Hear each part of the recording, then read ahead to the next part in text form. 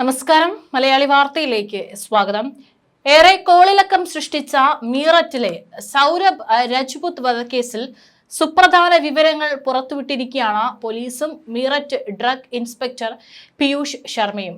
കഴിഞ്ഞ ആഴ്ചയാണ് ഇത്തരത്തിൽ കാമുകനുമായി ചേർന്ന് ഭർത്താവിനെ അതിക്രൂരമായി തന്നെ കഷ്ണങ്ങളാക്കി കൊലപ്പെടുത്തി അത് ഒരു ടാങ്കിലിട്ട് അതിനുശേഷം അത് കോൺക്രീറ്റ് ചെയ്യുകയായിരുന്നു ഈ പറയുന്ന രണ്ട് പ്രതികളും. വളരെ നടുക്കത്തോടു കൂടിയിട്ടാണ് ഈ ഒരു വാർത്ത കേട്ടത്. കൊലപ്പെടുത്തുന്നതിന് മുൻപ് സൗരഭിനെ മയക്കി കിടത്താൻ ഭാര്യയായിരുന്ന മുസ്കാൻ സൗരഭിന്റെ മരുന്ന് കുറിപ്പിടിയിൽ കൃത്രിമം നടത്തുകയും ഇതുപയോഗിച്ച് ഉറക്ക ഗുളികകൾ വാങ്ങിയെന്നാണ് പുറത്തുവരുന്ന വിവരം. കൊലപാതകം നടത്തുന്നതിന് ദിവസങ്ങൾക്ക് മുമ്പാണ് മുസ്കാൻ ഈ മരുന്ന് വാങ്ങിയതെന്നും പോലീസ് അറിയിച്ചു.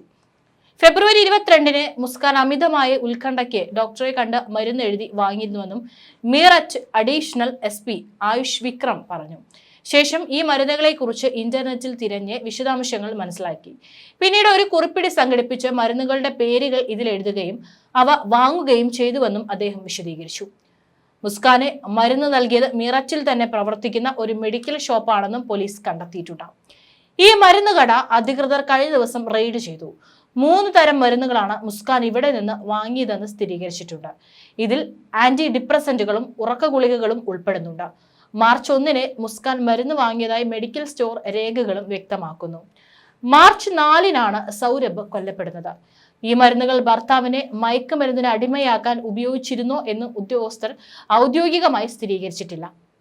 കുറിപ്പടി കാണിച്ച് വാങ്ങേണ്ടുന്ന വിഭാഗത്തിൽപ്പെട്ട മരുന്നാണോ മുസ്കാൻ വാങ്ങിയതെന്നും അന്വേഷിച്ചു വരികയാണെന്ന് മീററ്റ് ഡ്രഗ് ഇൻസ്പെക്ടർ പീയൂഷ് ശർമ്മ പറഞ്ഞു.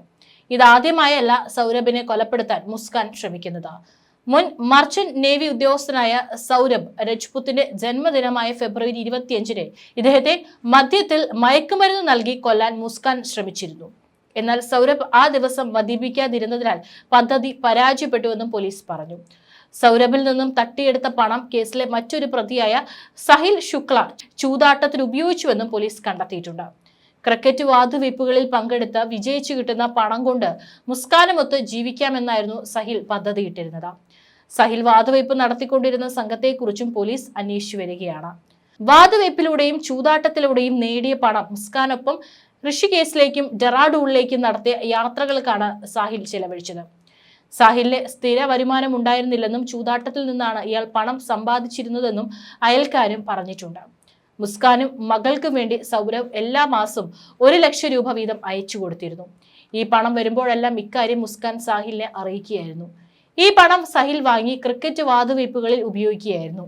വർഷങ്ങളായി IPL മത്സരങ്ങളിൽ പന്തയം വെക്കുന്ന ആളാണ് സഹിലെന്നും പുതിയ മത്സരത്തിന്റെ സീസണിൽ കൂടുതൽ പണം വാതുവെക്കാൻ തയ്യാറെടുക്കുകയായിരുന്നെന്നും ഇയാളെന്നും പോലീസ് കണ്ടെത്തിയിട്ടുണ്ട്. കേസുമായി 9 പേർക്ക് ബന്ധമുണ്ടെന്നാണ് പോലീസ് തിരിച്ചറിഞ്ഞിട്ടുള്ളത്. അതിൽ 4 കടയുടമകൾ, ഒരു ഡോക്ടർ, ഒരു കെമിസ്റ്റ്, ഒരു ക്യാബ് ഡ്രൈവർ, ഒരു വാടകക്കാരൻ, പണം കൈമാറ്റം ചെയ്ത ഒരു അക്കൗണ്ട് ഉടമ എന്നിവരും ഉൾപ്പെടുന്നുണ്ട്. ഇവരിൽ ഇതുവരെ 7 പേരെ ചോദ്യം ചെയ്തിട്ടുണ്ട്. കൂടുതൽ വിവരങ്ങൾ കണ്ടെത്തുന്നതിനായി ഈ വ്യക്തികളെ എല്ലാവരെയും ചോദ്യം ചെയ്യുന്നുണ്ടെന്നും SP ആയുഷ് വിക്രം സ്ഥിരീകരിച്ചിട്ടുണ്ട്.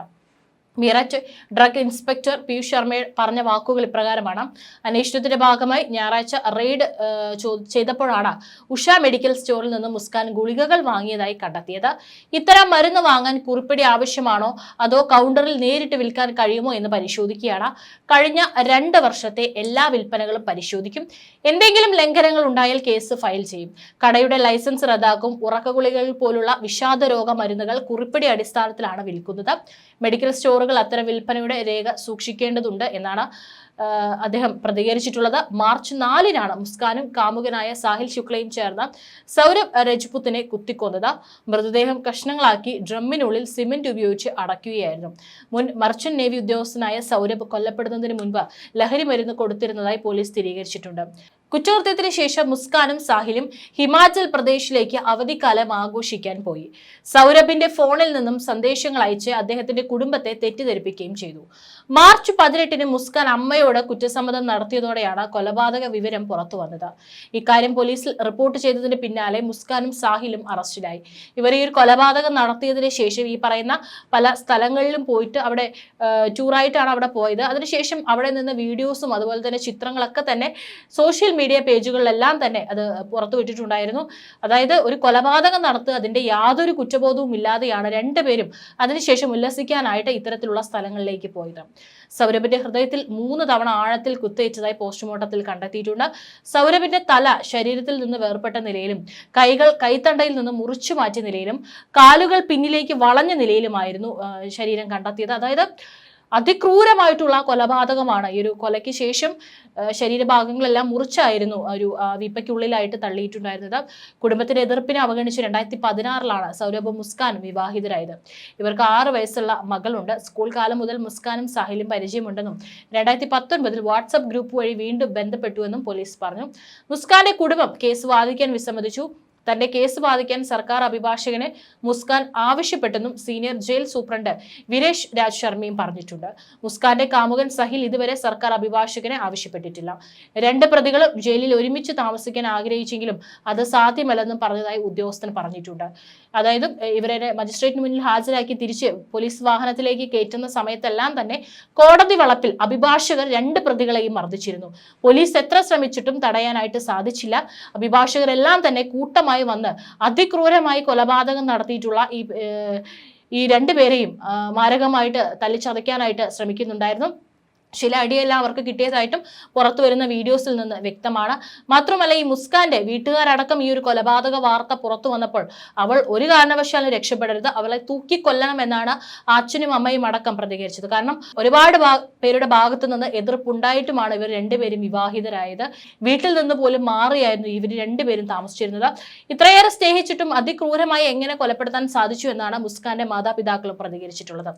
ഏതായാലും അടുത്ത കാലത്തായിട്ട് പുറത്തു വന്നിട്ടുള്ള റിപ്പോർട്ടുകളിൽ നിന്ന് അടക്കം ഏറ്റവും അതിക്രൂരമായിട്ടുള്ള ഒരു കൊലപാതകം തന്നെയാണ് ഈ ഒരു കേസിലും സംഭവിച്ചിട്ടുള്ളത്. പ്രതികളെ കൂടുതലായിട്ട് ചോദ്യം ചെയ്തു വരികയാണ്. ഇനി മറ്റാർക്കെങ്കിലും, ഇപ്പോൾ സംശയത്തിലുള്ള പ്രതികളെ എല്ലാം തന്നെ ചോദ്യം ചെയ്തിട്ടുണ്ട്.